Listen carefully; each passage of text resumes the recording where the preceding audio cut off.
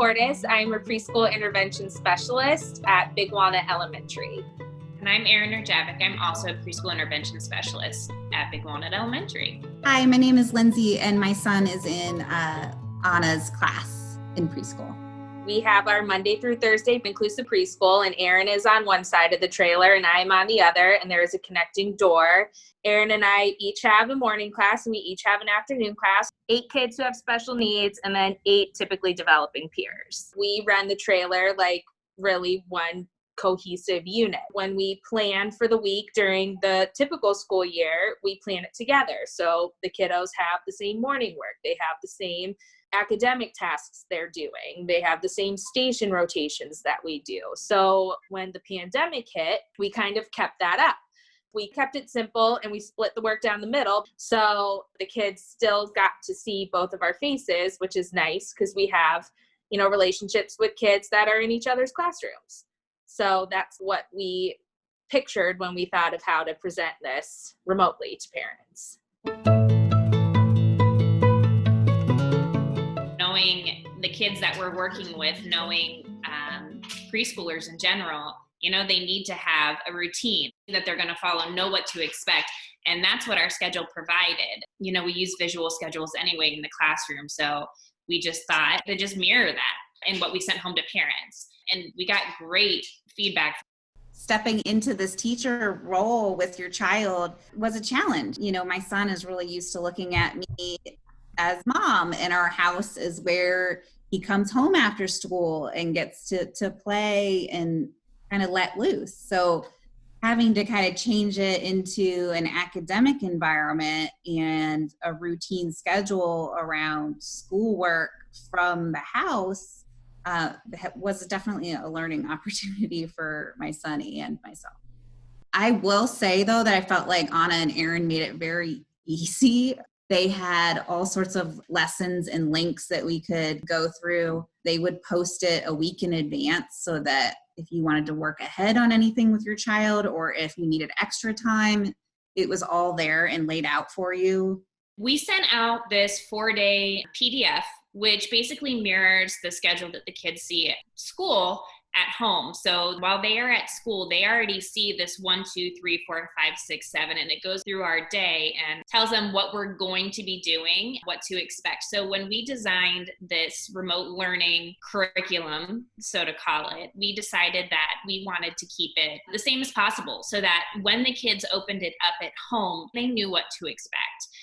We put it into a PDF so that all parents could open it. Each one of these icons is linked to an activity or a resource for them to use.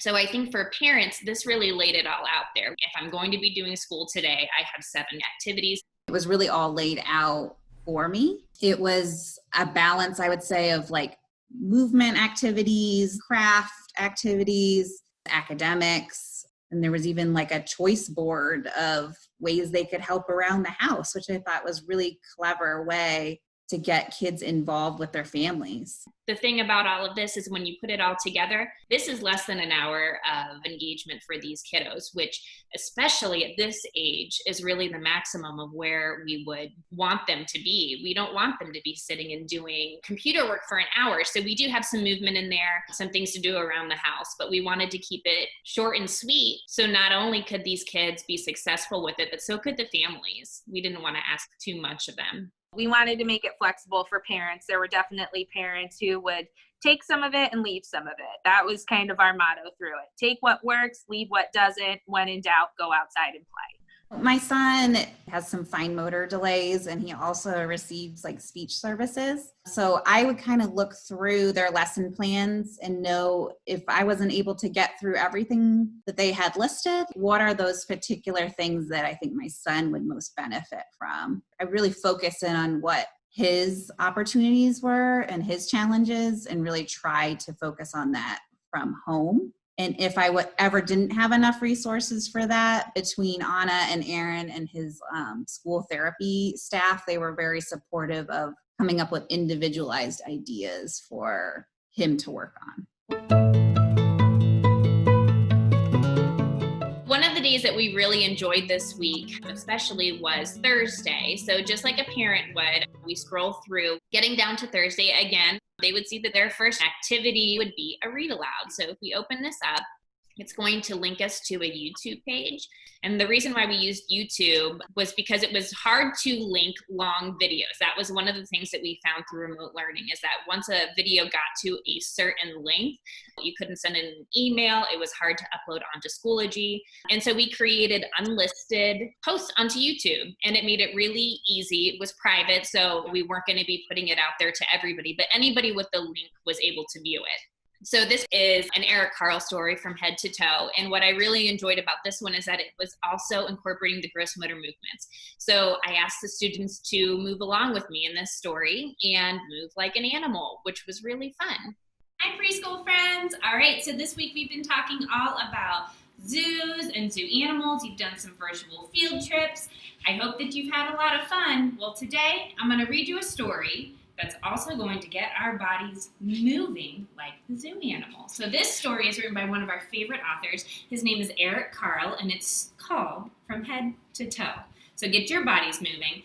I'm going to move my body, so if I'm moving my body, you better be moving yours. So find some space to do this story. All right, Eric Carle, From Head to Toe.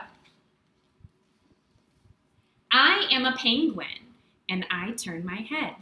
Can you do it? Let's see. I can do it. I am a giraffe, and I bend my neck. Can you do it? Let's see how far we can bend our necks. Back. Yeah, I can do it. Anna and Erin would balance like who did what. So sometimes like the story for the week would be Erin reading a story. And both Anna and Erin's class had an opportunity to see Erin or Anna. The kids' second activity would be this little music icon. As musical as we are, and as much as we love sharing our singing voice with preschoolers, it was actually a lot of fun to utilize YouTube. The kids know a lot of the songs. We use it in the classroom when we do sing-alongs, and it also made it easy for the parents and for the kids.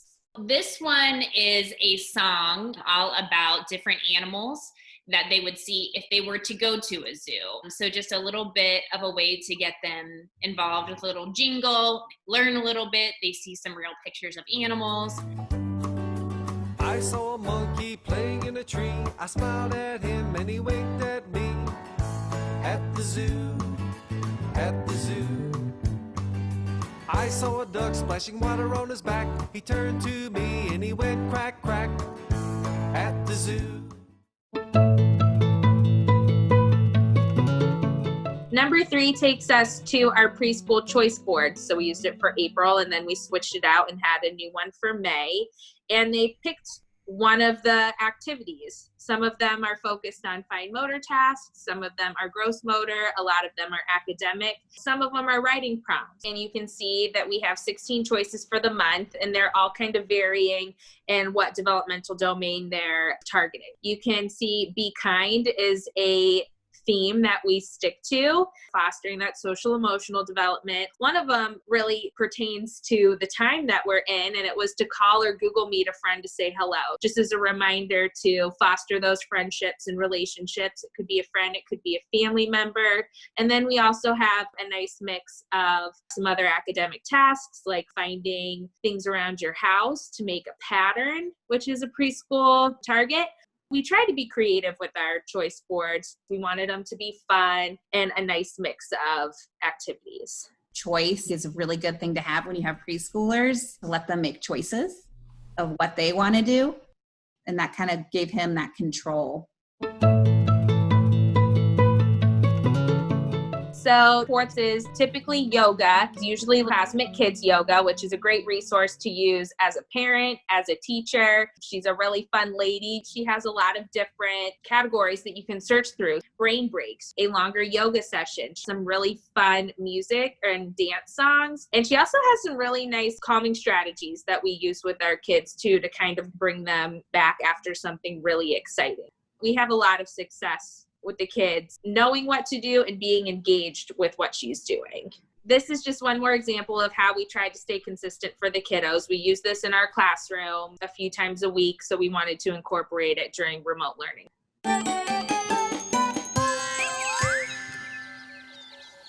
Hello everyone, welcome to Cosmic Kids. I'm Jamie and this is your place for yoga, stories and fun. This is so exciting. It means we're off to Tanzania in Africa.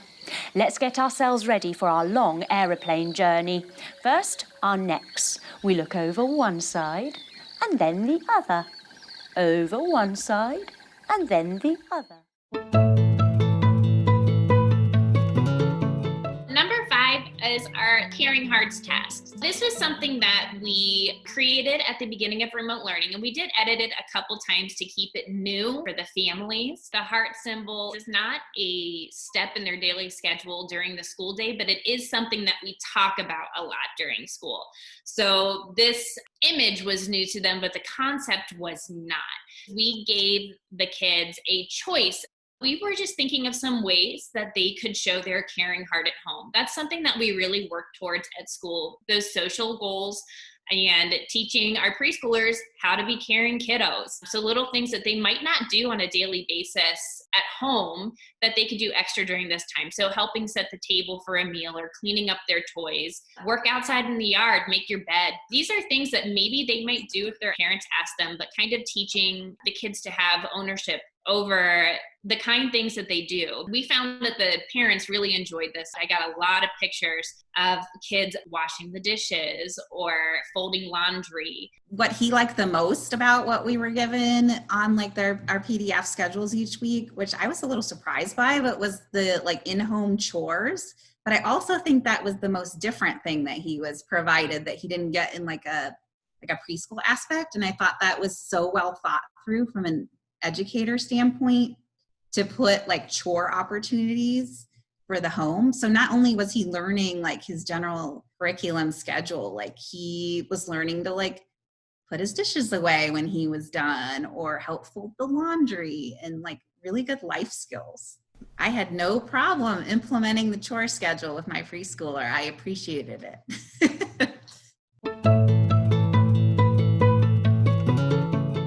Our 6th is our foundations lesson. So foundations is what we use in our curriculum to teach letters and sounds and handwriting, how to write the letters. This will be one of our handwriting lessons using Baby Echo, which they see at school every day. So they know when they see Baby Echo, we're doing foundations and we're going to be doing our lesson for letters that day. The handwriting piece is really targeted just for kids who are moving on to kindergarten, but we do like the exposure for all of our students. So while this video is very much targeted towards those kids going to kindergarten, in the classroom you see us using some different tools with those younger kids, have it be more developmentally appropriate. This video, we are working on the letter V, and you'll see how we introduce our letters and letter sounds. Hi friends, Baby Echo here, which means it's time for foundations. Today's letter is V. I'll say it first and you say it second. V, van, v. Let's try it together. V, van, v. Do you feel that tickle on your bottom lip? We knew that a lot of the kids weren't going to have all of the materials. So in our daily messages that we would send home, we would always remind them that they can write it on whatever they want. Any piece of paper, if dry erase board, they can do it with sidewalk chalk. The idea was more just to get them practicing. It was so easy to like get on and click everything, but it was also really good because I knew I could get on and do any of this when I wanted to, and that I didn't have to do all of it with my student, or maybe something wasn't really relevant for him because he knows all of his letters and numbers already. So instead of learning letters and numbers, we would do the writing activity that was suggested for the week. And really that's what he got the most out of. And last but not least is our number 7, and this week we added in some virtual field trips to zoos. Some of them were walks around zoos, some of them were videos of actual zoos working with different animals. This one was really cool because the San Diego Zoo actually set up different webcams around the zoo, and the kids were able to go on here and watch different animals. So they had maybe they wanted to see the baboon, or they wanted to see a koala, almost like they were visiting a zoo in real life. So a lot of them would be able to navigate this by themselves, but also if a parent wanted to sit there with them and go through these different animals and go on a little zoo field trip, that would be a fun thing to do for that day. So our EBC countdown to summer. This is something fun we do in our classroom, and it's the last 26 days of school, and we start at the letter A and we go to the letter Z, which would be zoom out of preschool. So this is our remote learning version of the countdown to summer. We have links to a few of the activities with some how-to videos. So each day in our morning message, we would go over what letter we were celebrating that day, and a lot of the time we had our paraprofessionals make the video. So for letter O, obstacle course, you will see Mrs. Gillum, one of our paraprofessionals, having her kids make an obstacle course and going through it at home. They also had like the teacher's aides involved. So each of them have aides in the classroom that really help. And I know my son loved being able to see their faces too. He got so excited to see them on the screen. Hi friends, today is letter O, which means obstacle course. Elliot and Grady put together an obstacle course around our house.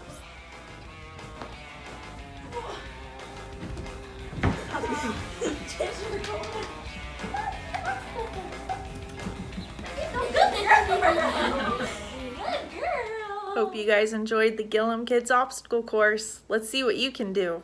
We also had this week our kindergarten teachers each doing a read aloud.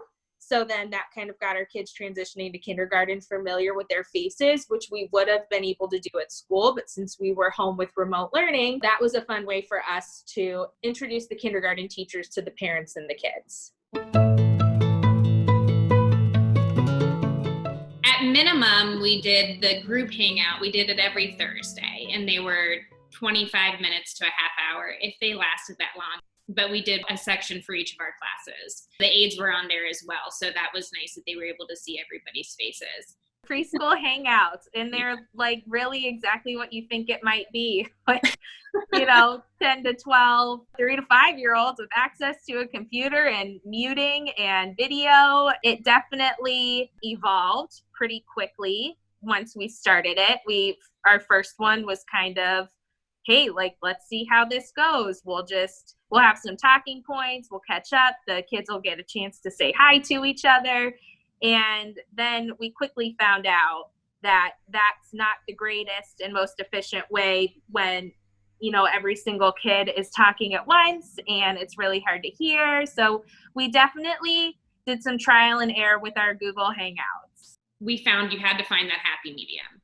It wasn't very fun when everybody was muted and you were the only one talking and they're all looking at you and like they're smiling or they're playing with their dolls. The first time, mics are all on, everybody is yelling, you can't hear a thing.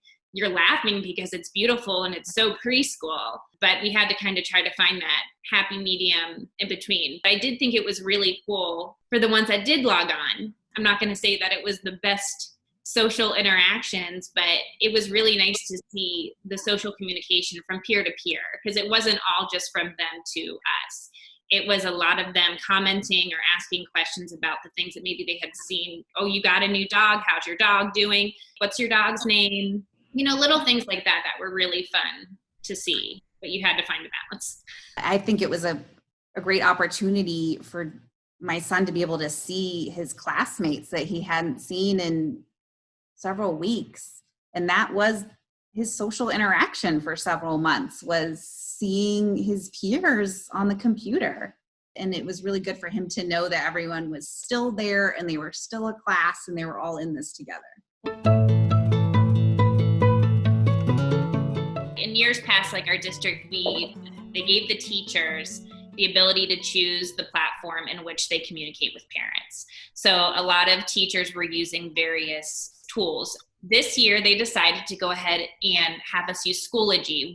This is our Schoology page. So this is a group that we created in the beginning of the year, and we asked all of our parents to join our group. It kind of looks like a social media site, which is nice for parents and for us because that's the world we're living in right now. You can post updates, you can upload files, and essentially it looks like you were making, per se, like a Facebook post. Parents can like it, they can comment on it, they can ask questions. And so this was really our main form of communication. We did at times send some emails, especially if we wanted to make sure that parents were receiving the information, or if we maybe had a student that we hadn't heard from in a while. But typically, this was our form of communication. And Erin and I's page look basically the exact same. You can look at updates, discussions, albums, and then members and resources. Throughout the school year, we made weekly posts where we would share our newsletter and photo albums. When we started remote learning, we really put more into the resource page where we could put foundations, some of our behavior resources. It was really nice to share more with parents so they know more of what we're doing in the classroom. And we'll probably leave these resources on our Schoology page even when remote learning is all done. I felt like it was really easy to use. I think the school system did a great job of utilizing that one place for parents to go to get all their information, especially if you had multiple students. It was really helpful. So I was able to access things for my older son and for my preschooler on there, which I really liked. I also loved, they did some kind of like personal elements on Schoology. So Anna and Erin had an opportunity to like share pictures if we wanted to of like our students doing remote learning at home. And then they would post them so that everyone could look through the pictures and see what people were doing. So obviously that was all optional if we wanted to be involved, but I know my son loved, looking and seeing his friends and, oh, look at that project they did, or look at them writing, or look at them doing all these things at their house. And that kind of like allowed them to really like see their friends again. So I liked Schoology for that. We also worked one-on-one with families and students, mostly through Google Meet, so that we still got FaceTime with those families. So we would send out a sign up. We kind of left it open, but we made some special time for those families with students on an IEP for some coaching. She was really good about being super flexible, of working around, if those particular times didn't work for me or another family, she would find a time in her schedule. We quickly found out that not every parent was very comfortable with having face-to-face contact with us. We experienced it ourselves. That means in the morning, you have to brush your hair and do your makeup and look presentable. So we also did a lot of email communication especially for our IEP students where parents weren't necessarily signing up for those Google Meets that we offered. We did weekly check-ins just to ask for feedback, kind of ask how the students are doing, what they might need help with, some areas they would need some assistance. It was pretty successful. The parents who really wanted to meet with us and wanted that coaching, they had the availability, and so did we, and we got to have some really great conversations. And then the parents who were just still working full-time or trying to get by, that email communication was more effective with them. The calls with Anna, I think she did a great job always starting off being like, how are you doing? How is your individual family? How are you guys doing? How are you getting through this? Are you feeling supported with what I'm providing for you? She was always very good about really hearing how we were doing and what else do we need to get through this. When we're in the preschool and we're doing our thing, we've really got it down and we feel very secure and very confident in what we do in our preschool classroom. But sometimes making the bridge to home is not the easiest. Practicing our coaching and kind of practicing our communication with parents of really what we're working on in the classroom, how we're working on it, and why it's meaningful and why it's important. I think that skill has really been strengthened with us, and I think it's just going to improve our teaching and the strength of our preschool program as we move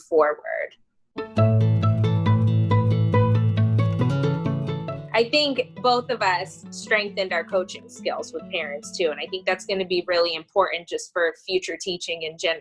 When we would talk to parents, we would talk more about what they were doing and how they were embedding these instructional opportunities throughout the day.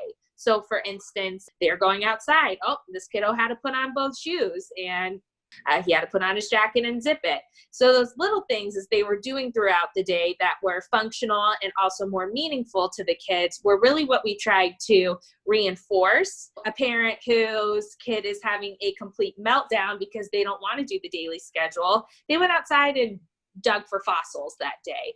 Well, we went through and told them, well, here's how many tasks and how many things you were really working on. And how cool was that they were engaged and they were learning so much through something that seemed like you were just ditching out on school. So we found supporting parents through coaching them, but also pointing out all of the amazing things that they were doing, but maybe weren't realizing was really important during our sessions with moms and dads. Working on those IEP goals, it was a challenge. Most of my kiddos were either on speech, OT, and PT, but as far as classroom goals, most of them were doing social goals. I didn't have any academic goals for any of my kiddos this year. So those social goals were quite tricky to do when they were not in our classroom. You know, they weren't around their peers. They couldn't really practice those social goals. Some of them were only children. That was tricky. And so we took care of that through doing bingo games online. So we would get them and do a Google Meet and try to talk about that. Hi, preschool friends. It's Miss Erjavec here. Hey, so Mrs. Cordas and I wanted to try something a little bit different with our Thursday class hangouts this week. We would really love to play bingo with you. So in order to do bingo over the computer, what we're going to have you do is get a couple things ready. We are so excited to play with you. We are going to have a blast, and we can't wait to see your sweet faces enjoying the games. But mostly it was through communication with parents, how to help the parents see and reinforce those parts of those social skills in their everyday life. A lot of my IEP goals were kind of fostering independence with following classroom routines, completing tasks. So a lot of it was through parent communication. Hey, how did so-and-so do with the tasks today? What was the attention like? How many did they complete from start to finish? So we tried to get as much data from parents as we could. We found out pretty quickly that just through talking to them, we kind of got a big picture of how it was going. But the data, was just different than what we would have in preschool, when we could really pay attention to the prompting, the cues, how many attempts that, we really had to redirect to re-engage them in the activity. So it was a lot of just parent communication and kind of helping support them through working on those goals at home as much as they could. We did have really good interaction with his speech therapist. She was extremely helpful in setting up weekly calls with him. And she was always incredibly prepared and would have like interactive activities for them to do together during those calls.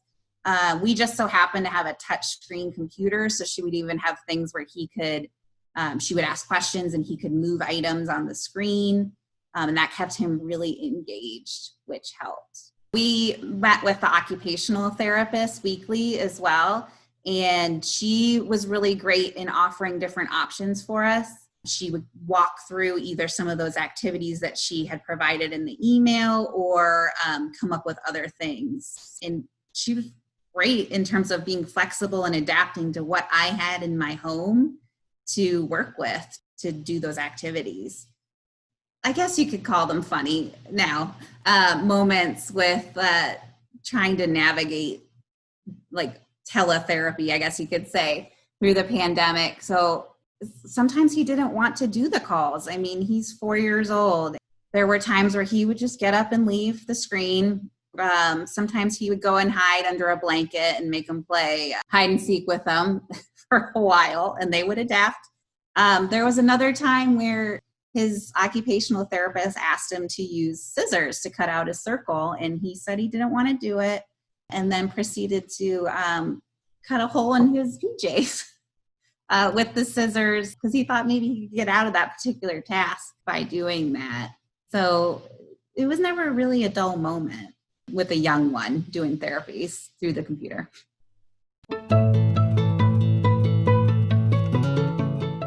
The kiddos spend the most time with their families. So while we are in preschool just kind of rocking it in our own classroom and that's where our heads are at, it kind of reconnected us to what an asset that parent communication and coaching and all of those tools that we've had to use, really how we could incorporate them more during the school year because they are home. We do have a good relationship with our parents, but I think that this has been on a whole nother level. And I think that it's only proved that it'll help the kids. It does just circle back and remind you how early intervention and preschool is all about the team.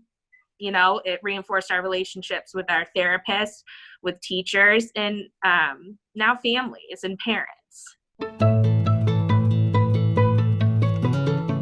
From working from home and just being alive during a pandemic, it's really important to be flexible and positive. You know, it is what you make of it.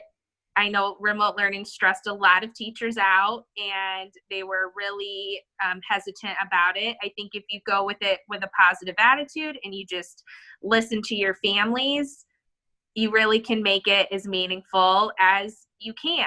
That flexibility comes in when you realize we're not going to be able to do our jobs like we would like or we would hope. It's not going to be what we imagine our classroom to be. This is definitely going to be different. So I think just kind of accepting this isn't going to be what I want it to be because we're not there, but we can still make it useful for the kids and families.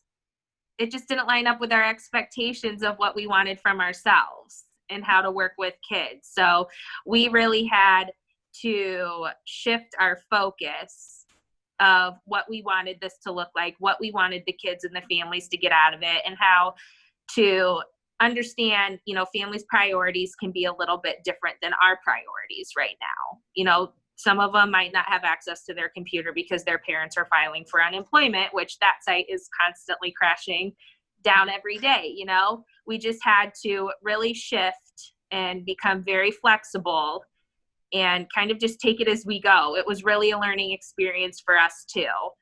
And it started out one way and I think it ended a very different way, but I think it was effective and I think we really got to make the most of it. So I love that both like Anna and Erin put together a farewell video for all the parents and students. I found it really helpful and like a good amount of like closure for my student.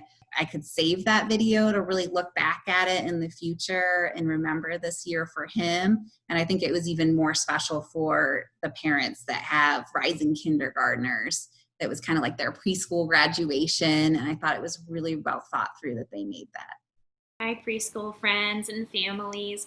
I just wanted to give you one last thank you so much for such a wonderful school year. Your kids are going to be so strong, especially after having this wonderful time at home with their families, even if it seemed crazy.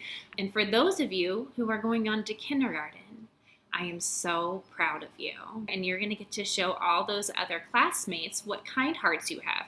What a great friend you can be, how sweet you can be, how strong you can be. And for those friends who are coming back to preschool, whether you are in my class, you are in another teacher's class, I will tell you that you will be getting the biggest hugs from me whenever we can. I miss you, and I hope that I get to see you guys soon. Thank you so much. Have a wonderful summer. We love you so very much. You did it! You completed your year of preschool, and what a year it was. Thank you for just being so wonderful to us and so supportive when us teachers were just kind of trying to figure it out ourselves. To my friends who are coming back next year, we get to be in a new learning center, we get to be with all the other preschoolers, and it's gonna be a really special building. And to my sweet, sweet friends who are graduating preschool this year and moving on to kindergarten, you guys are so smart. You are so kind, you are so important, you are so strong, and so ready for kindergarten. And maybe I'll bring the baby boy that's gonna come early next school year. And please stay healthy and safe, okay? We love you so much, and you did it. Congratulations, preschool. Happy last day.